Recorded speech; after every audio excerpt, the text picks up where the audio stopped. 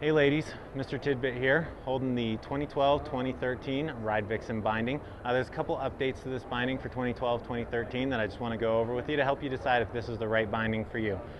First of all, I want to talk about the brand new Rad strap.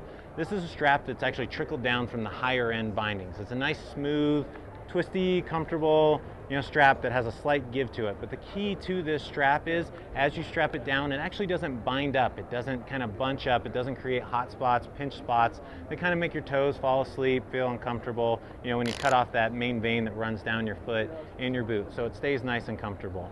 You also have the Astroglide ratchets. These are just nice, smooth, easy to use, simple ratchets that you can count on all day.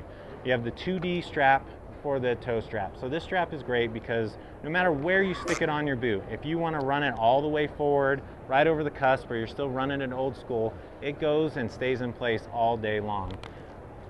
You're running a 1.5 wedgie footbed on this binding as well.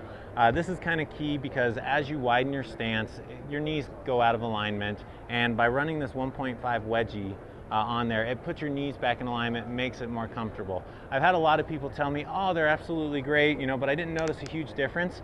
And I tell them to jump back on their flat bindings, and as soon as they jump back on their flat bindings, that's when they really notice the difference, because their knees have adjusted to that canting and you don't even feel it. It's just comfortable, and that's the key to a good binding. The binding that's just comfortable, you don't feel all day, you don't notice, and then you hop on somebody else's binding and you're just like, oh my God, this thing is horrible.